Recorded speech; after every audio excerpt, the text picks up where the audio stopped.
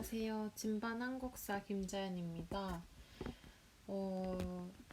지금 계속 오프라인 수업을 못하고 있죠. 오프라인 수업을 아마도 5월 11일부터는 할 수 있을 것 같아요. 아직 결정된 사안은 아니고요. 회의를 통해서 결정이 될 건데요. 아마도 5월 11일부터는 할 것 같습니다. 검정고시 시험이 더는 미뤄지지 말아야 되는데, 왜냐면 지치니까 공부하는데도. 네, 그래서 빨리 하루빨리 코로나19가 잠잠해지고 검정고시 시험을 예정대로 볼 수 있으면 좋겠네요. 너무 혼란스러우실 수도 있지만 저번에도 말씀드렸는데 지금 이 위기를, 잠깐만요.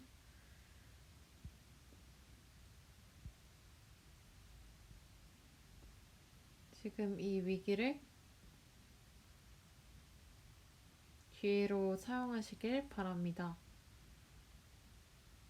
남는 시간 동안은 모르는 거를 보충하고, 예를 들면 시험 시간 내에 풀 수 없는 과목들 많잖아요. 예를 들면 국어는 지문이 기니까 시간 내에 못 할 수도 있는데, 그런 거를 시간을 재놓고 꼭 시험 문제를 풀어주세요.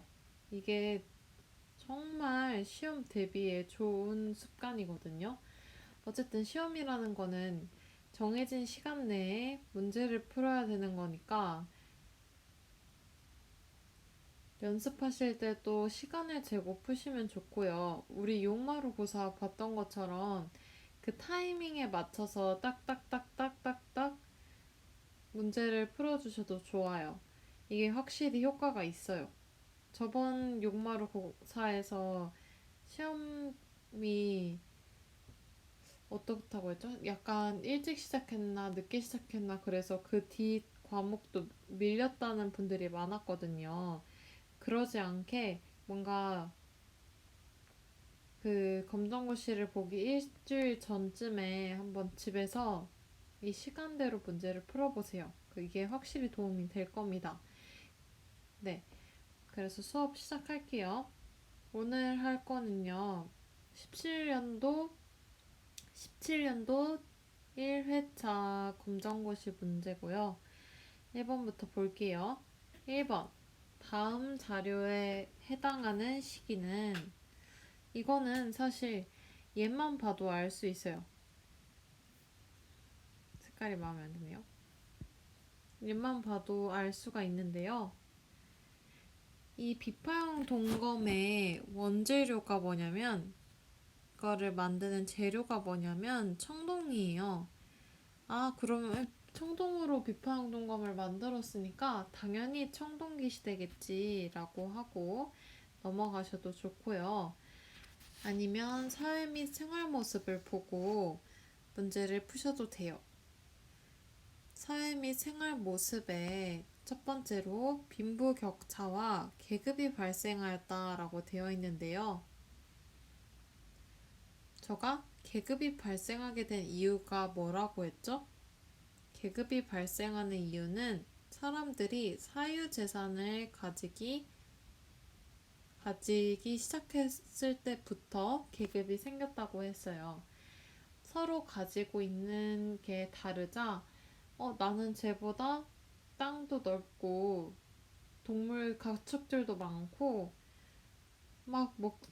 청동도 엄청 많아. 이런 식으로 재산이 많을수록 내가 더 높은 지위에 오를 수 있는 거죠. 이런 사유재산이 언제부터 생기기 시작했냐면요. 우리가 벼농사를 시작했을 때부터 생겼어요. 그래서 계급하고 벼농사는 뗄래야 뗄 수 없는 관계고요. 여기 문제에서도 벼농사가 나왔었죠. 벼농사가 시작되었고 그에 의해서 사유재산이 생겼고 사유재산으로 인해서 계급이 발생하였어요. 계급이 있다는 거를 또 다른 방식으로도 확인할 수 있어요. 계급이 있었기 때문에 고인돌이라는 게 있었는데요. 저번 시간에 말씀드렸듯이 고인돌은 고인을 위한 돌을 말해요. 고인의 계급이 높을수록 큰 돌멩이로 고인을 위한 돌을 만들었다고 해요.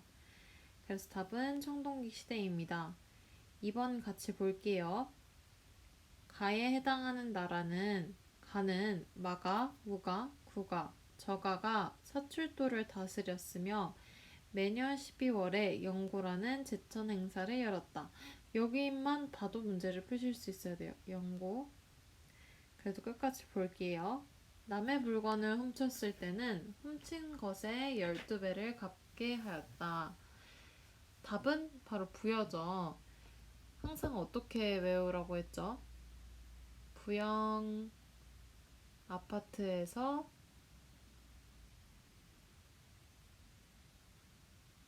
고동 먹자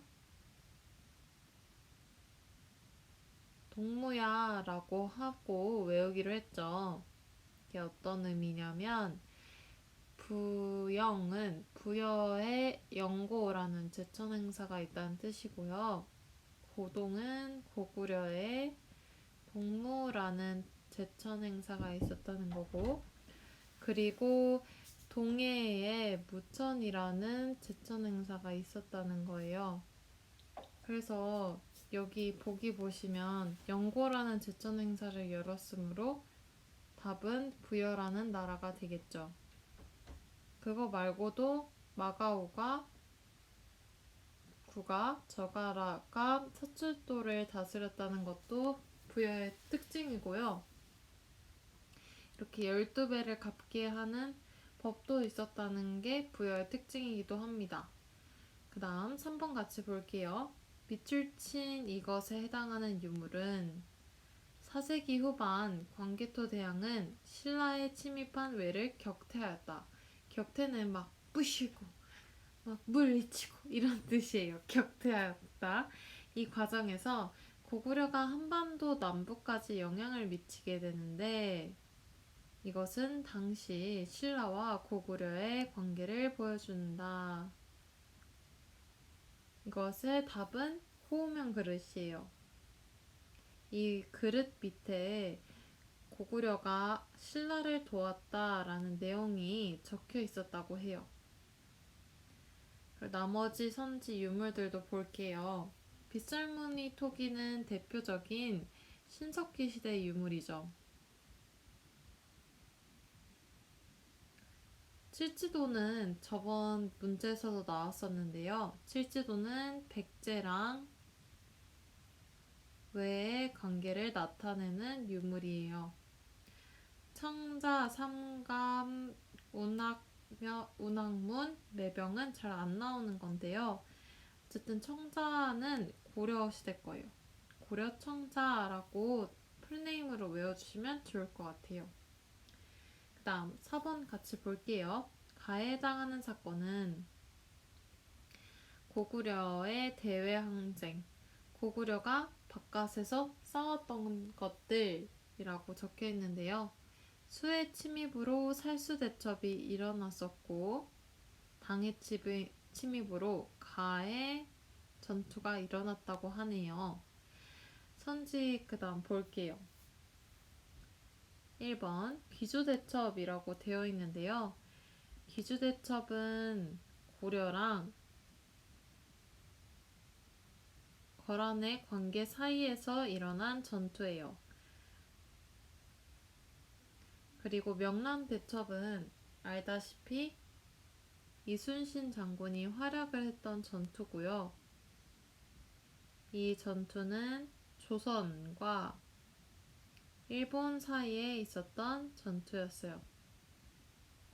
관성성 싸움은 잘 나오진 않는데요.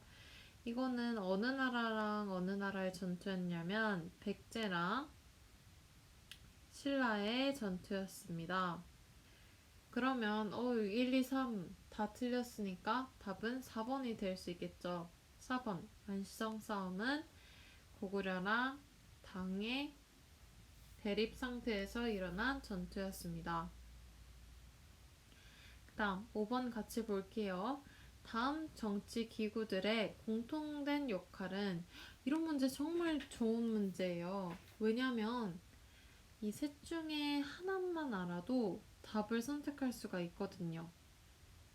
그래서 저도 이 문제를 풀었을 때 저는 이 앞에 있는 문제를 잘 모르더라도, 선지에 대해서, 보기에 대해서 잘 모르더라도 맨 마지막 걸 또렷하게 알았기 때문에 정답을 선택할 수 있었어요. 너무 좋은 문제죠. 조선의 사관원이나 사원부는, 그리고 고려의 어사대는, 신라의 사정부는 했던 일이 공통된데요. 바로 무슨 일을 했냐면 관리 감찰 역할을 했어요. 그래서 답은 1번이에요. 이건 근데 잘 나오는 문제가 아니에요. 어떤 식으로 나오냐면 이런 식으로 나오는 거예요. 이렇게 간단하게, 이게 관리 감찰을 하는 기구가 뭐냐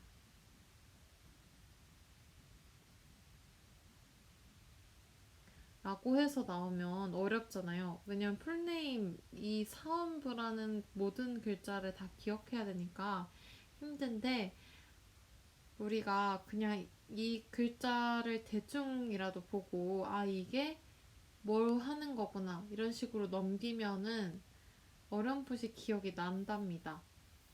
물론 다 외우는 게 좋긴 하겠죠. 근데 힘드니까 이게 어떤 기구다, 이게 어떤 기구다, 이게 어떤 기구다를 머릿속에 박아두세요. 어떤 말인지 또렷하게 기억은 안 나더라도 그렇게 하시면 도움이 많이 될 거예요. 6번 같이 볼게요. 밑줄 친 신분 계층에 해당하는 것은, 조선시대 이 신분 계층은 관청의 서리, 향리 등의 하급 관리와 역관, 의관 등이 해당하였다. 전문 기술이나 행정 실무를 담당하고 대체로 직역이 세습되었다. 이거는 중인이에요, 중인. 이것도 완전 기억하셔야 되는 거겠죠? 선지를 보고 지우면서 할 수 있는 게 아니니까. 다음 7번 같이 볼게요. 가에 들어갈 정책으로 옳은 것은, 고려 태조는 고구려의 수도였던 평양을 재건하여 서경이라 부르고 가의 기지로 삼았다.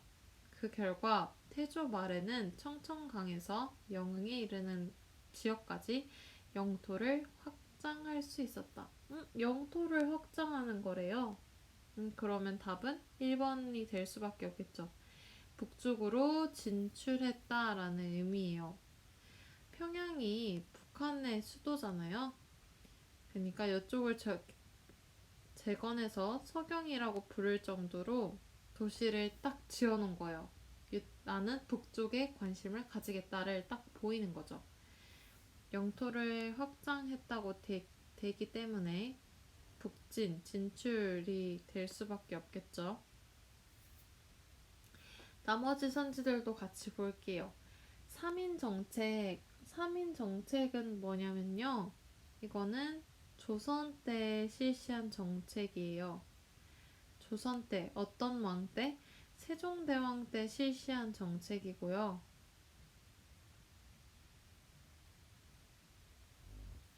세종대왕 때 위쪽에 사군 육진을 설치를 해서, 보통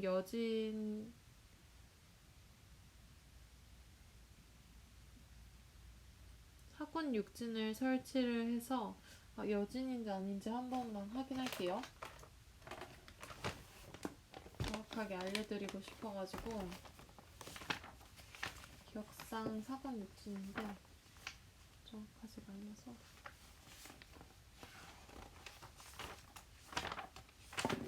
지금 다 책 옆에다 두고 보시고 계시죠?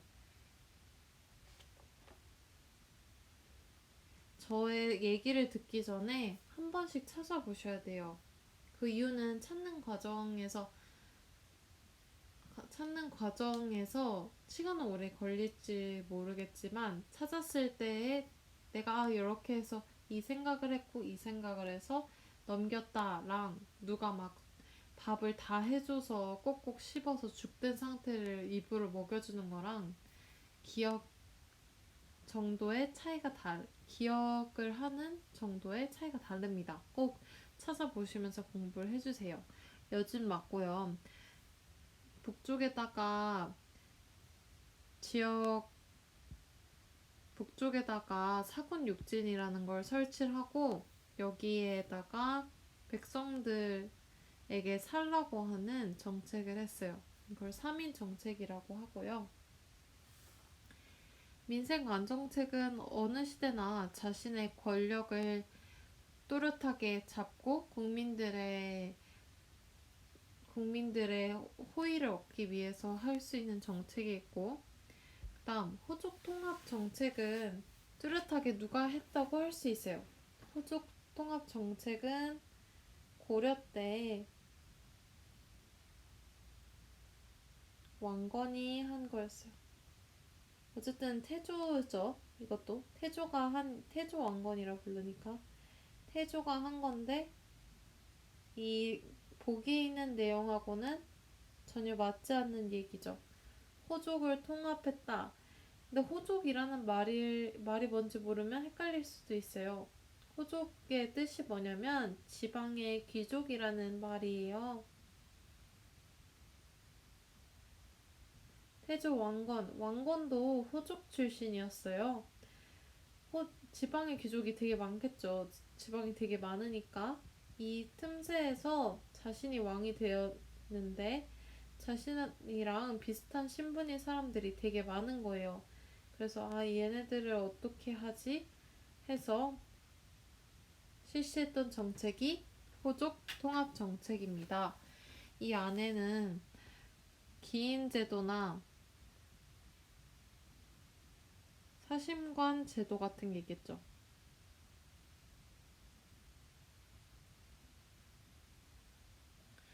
다음 8번 같이 볼게요. 다음에서 설명하는 유물은 국보 제32호로 해인사에 보관 중이며 고려, 고종 때 부처의 힘으로 몽골을 물리치려는 염원에서 만들어졌다. 2007년에 유네스코 세계기록 유산에 등재되었다고 해요. 답은 팔만대장 경판밖에 없겠죠. 나머지 선지들이 다 아니고 몽골하고 관련된 게 한 가지밖에 없으니까 나머지 선지들도 같이 볼게요. 삼국사기 같은 경우는 김부식이라는 사람이 좀 이상하네요. 김부식이라는 사람이 삼국시대를 정리한 거예요. 이 역사서랑 비슷한 이름의 역사서도 있다고 했어요.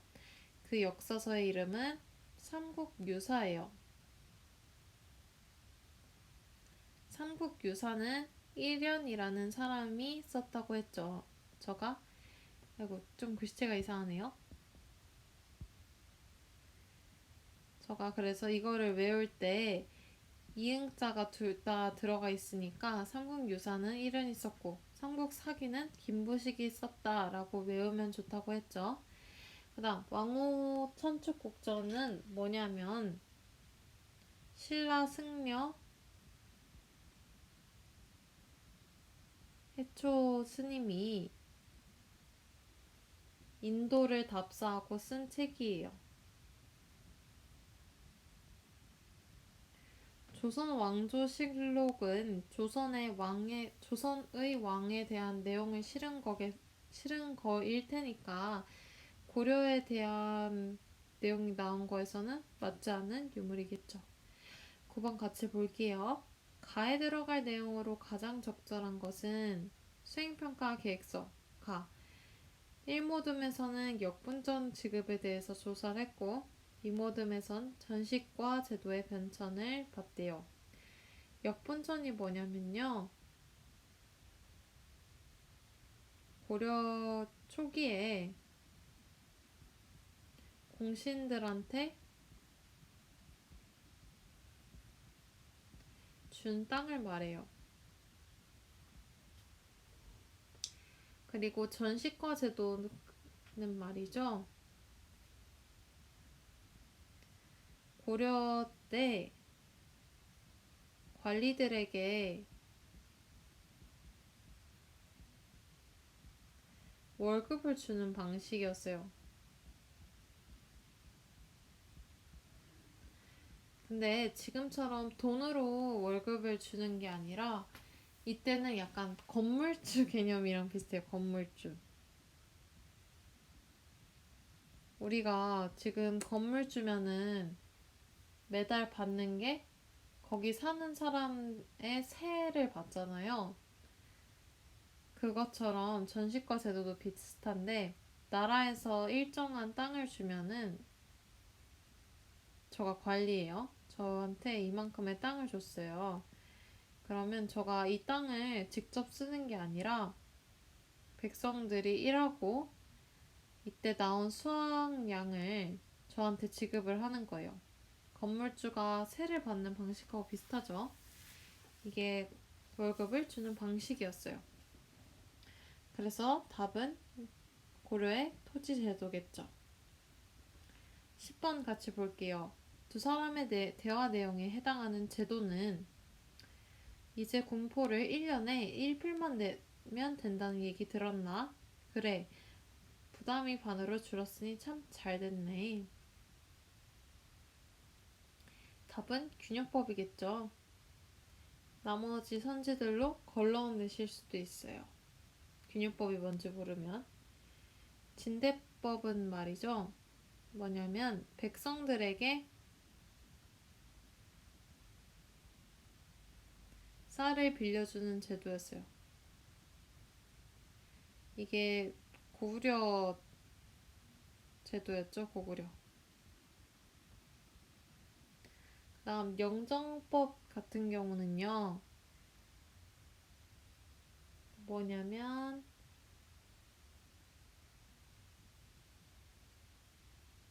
이것도 영원히 정한다.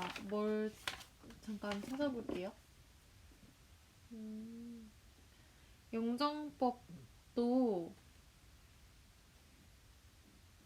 영정법은 세금을 걷는 방식이었는데 이거는 인조 때고요.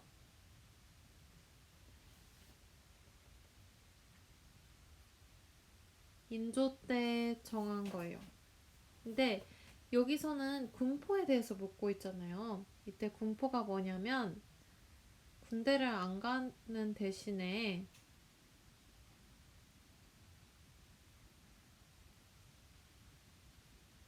내는 군대를 안 가는 대신 내는 세금을 뜻해요. 근데 얘는 군대랑 관련된 세금이 아니라 이거는 토지와 관련된 세금이었어요. 그래서 답이 될 수 없고 대동법 같은 경우는 저번에도 얘기를 해드렸는데요.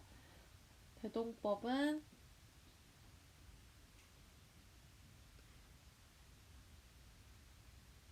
잘못 적어서 대동법은 박납의 폐단을 해결하기 위해서 만든 제도였어요.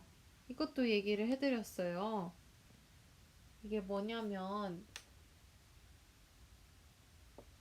우리가 특산물을 지역에서 지역 특산물 같은 거 있잖아요. 뭐 제주도는 귤이라던가 그런 식으로 지역에 있는 특산물을 재배를 해서 왕한테 그거를 바쳤어야 됐어요.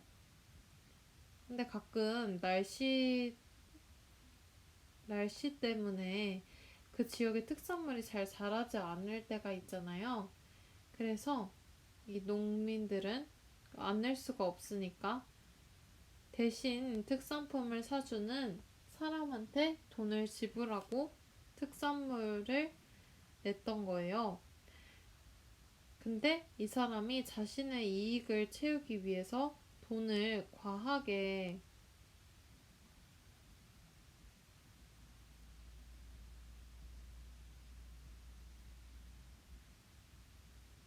돈을 과하게 뺏어갔던 거죠. 이런 것 때문에 백성들이 점점 힘들어하자 나라에서 정식적으로 이렇게 특산물을 백성들한테 돈을 받고 특산물을 사주는 폐단을 일으키지 않을 사람을 고용하기로 결심합니다. 이 법을 대동법이라고 해요. 그 다음 11번 같이 볼게요. 다음 설명에 해당하는 것은 외란 이후 일본은 조선의 사절 파견을 요청하였다. 이에 조선은 12차례에 걸쳐 사절단을 파견하였는데 외교 사절의 의미를 넘어 일본의 문화를 전파하는 역할도 하였다. 답은 통신사겠죠. 나머지 선지들로 걸러내실 수도 있어요. 보빙선은 미국에 보낸 외교 사절단 단체고요. 영선사는 중국에 보낸 거고 헤이그트사는 외교 사절단하고 관련이 없죠. 이것은 을사늑약의 부조리함을 알리기 위해서 헤이그에 특별로 몰래 우리나라 사람을 보냈던 거였어요. 그래서 답은 3번이에요. 12번 같이 볼게요. 가해당하는 사건은 선전도 비에 대해 알려달래요. 가에서 패한 인조가 청태종에게 항복한 후 청의 강요에 의해 세워진 비석이래요. 비문에는 청태종을 칭송하는 내용이 적혀있어 치욕의 역사를 되새기게 하는 유적이랍니다. 답은 병자호란이겠죠. 나머지 선지들로 골라내실 수도 있어요. 일단 청나라랑 전투를 했다는 게 힌트예요. 그럼 청나라랑 전투를 하지 않은 거를 걸러내면 되겠죠. 신미양요는 제너럴 셔먼호가 우리나라에 왔는데 평양 주민들이 외국 배는 처음 봐서 다 불태워버린 거예요. 근데 이 배가 사실 미국 배였던 거죠. 그래서 화난 미국이 전쟁을 걸어왔는데요. 그 전쟁의 이름이 신미양요예요. 이모군란 같은 경우는 신식 군대인 별기군을 들이오게 되고 이것에 의해서 부식 군인들이 차별을 받게 됩니다. 차별을 받게 되고 화가 나서 난을 일으키게 되는데 그거를 이모군란이라고 해요. 정류재라는 임진왜란 당시에 일본이 다시 침략해서 일어났던 전투가 정류재란이었습니다. 잠깐 쉬었다